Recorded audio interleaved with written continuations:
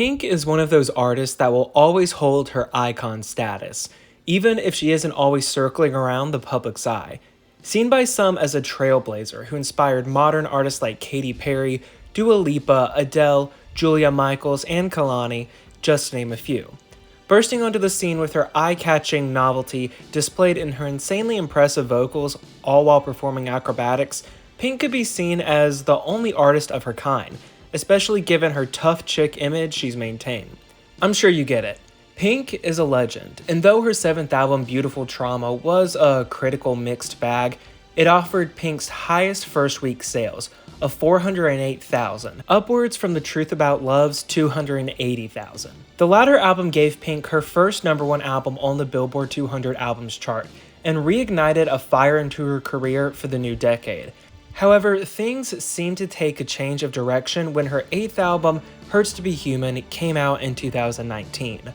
The album would still debut at #1, but would fall down to raking in 115,000 units and 95,000 copies. But the album would fall to #6 the next week with a 68% decrease of 36,000 units. While Beautiful Trauma would offer the moderate top 20 hit What About Us, the singles off Hurts to Be Human would not exceed number 49 on the Hot 100, and some singles would fail to chart. We know Pink is a legendary artist, but what changed within her career or within music that reversed her album and single trajectory so suddenly? Let's figure it out now on Pop Dissected.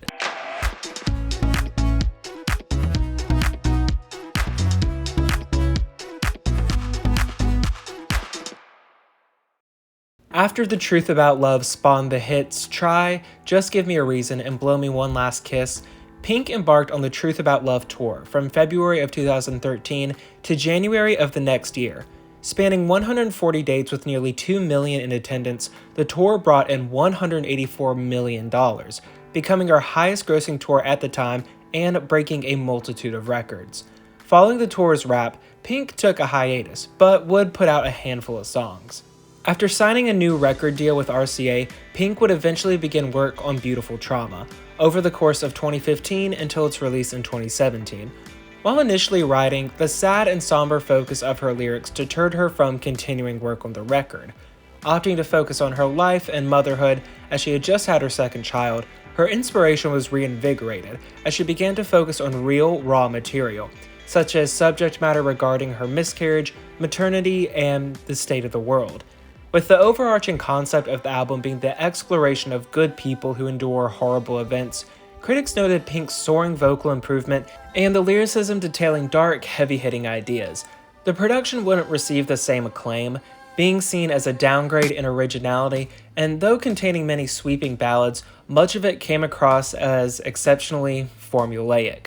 Despite this, through rigorous promotion and a quick tour follow-up which grossed nearly $400 million across 159 shows and over 3 million attendees, the era was a massive success.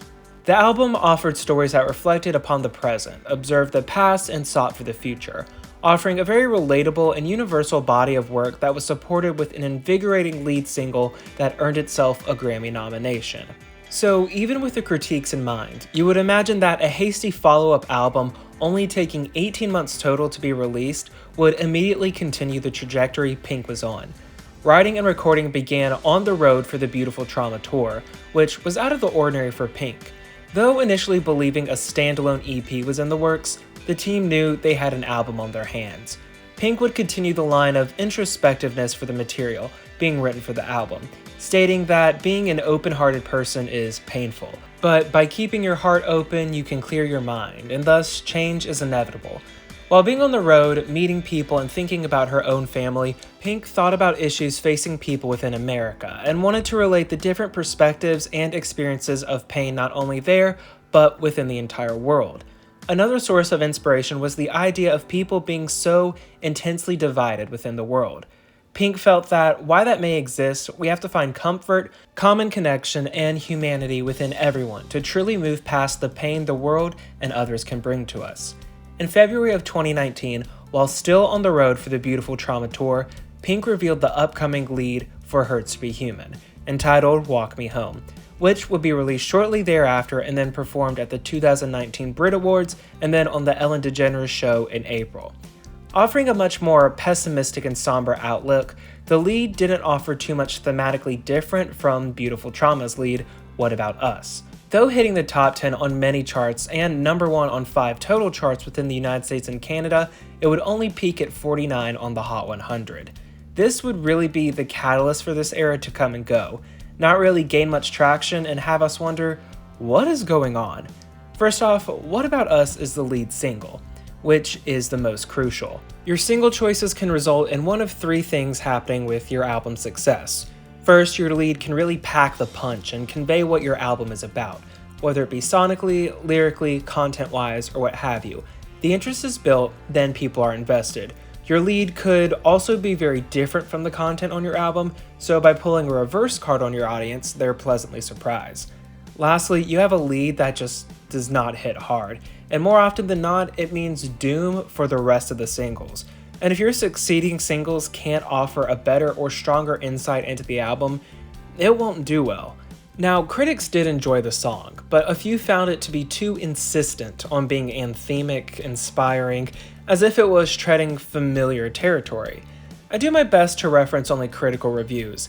However, thematically, Beautiful Trauma and Hurts to Be Human appear to be really about the same stuff. Sure, the lyrics may be different and different stories can be explored, but even in reading Pink's reasoning for the album titles, they don't differ that much unless you want to be semantic about it.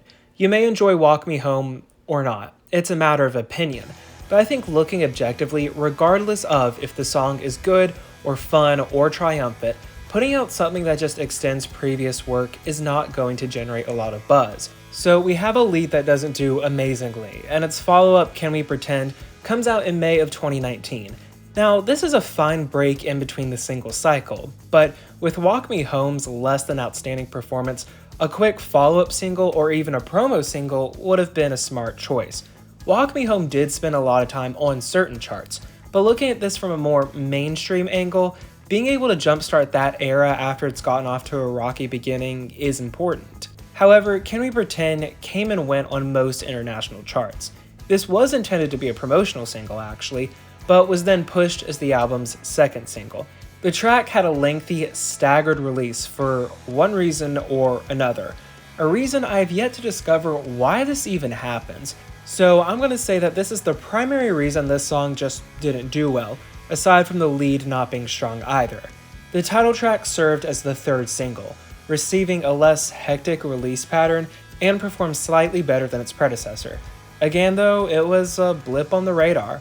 Love Me Anyway would serve as Hurts to Be Human's final single. Receiving a few live performances, this song charted on the least amount of official charts out of every single. All these singles were officially released from a period of February 2019 until September, with the album dropping in April. Well, this rollout began as Pink was heading out for her North American leg of the Beautiful Trauma tour. Yep, ding ding, I think we found one of our biggest answers here. Pink was extensively touring during the album's rollout and release, which is the reason for very minimal promotion not only on her end, but in general. Walk Me Home, Hustle, Can We Pretend, 90 Days, Love Me Anyway, all tracks off Hurts to Be Human would be included at various intervals throughout the Beautiful Trauma tour setlist. However, while this is enough to generate some buzz behind the songs, it definitely wasn't enough to give them any notable leverage. Next, let's talk about some fan consensus I was able to find before we get into our conclusion.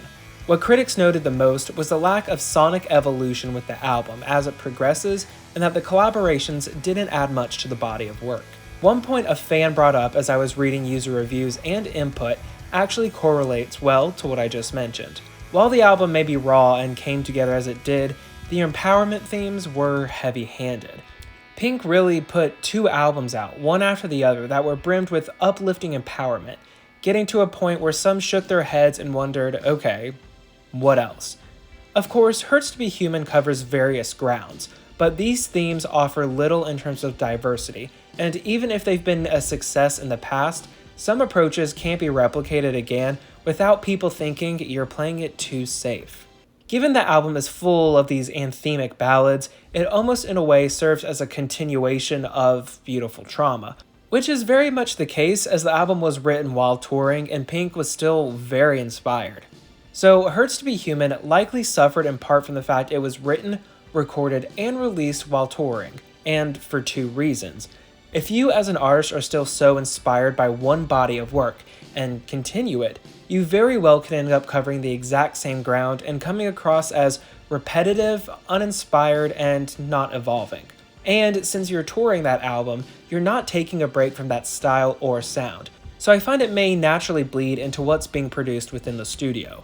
There's no real time of separation, so brand new, quote-unquote, ideas, sounds, and so on are not going to be as prominent. Since Pink was touring, this album wasn't able to receive an intense rollout akin to the albums that preceded it. Given the lead was sort of a bust, the other singles and their odd rollout release didn't further promote the album that well. We could operate off the idea that since Pink was touring and knew what album she was going in on, that it wasn't a huge priority to overextend herself on the road and try to make this album as big as possible. Knowing that Hurts to Be Human won't be getting any type of mainline tour, and Pink is currently in the early stages of her next album as of April of last year, this very well could be the case. My consensus is that Pink wasn't looking to make a gigantic era or record. She was merely creatively driven still, and sought to put out this music while she could. And knowing she didn't really need to promote it since she was on this mega tour, this served her well. Is it that big of a deal that Hurts to Be Human was a decline, so to speak, for Pink? I can't really say so, if we try to look at it from the perspectives I just mentioned. Did some feel she's begun bleeding into samey, rehashed material, lyrically and sonically? Yes, so that in turn likely affected the album's reception. Given the fact Pink has stated her new album will be very honest, I find ourselves going right back down the same tunnel we just crawled through. She's using these very specific descriptors that have really covered the same area, so by hearing it's going to be honest, I'm wondering how similar it's going to be to the two albums we just got. Although only time is going to tell. But let me know what you think down in the comments. Did Hurts to Be Human underperform or flop? And if you think so, what do you believe the reasons are behind this? Lastly, let me know what your favorite Pink album is down in the comments. Thank you so much for watching, everybody. If you enjoyed today's video, please be sure to drop a like and subscribe to get more future content on all your favorite pop stars. And if you'd like to decide future video topics and get special comment and name badges and shoutouts, then I'd love to have you as a channel member. Thanks for watching.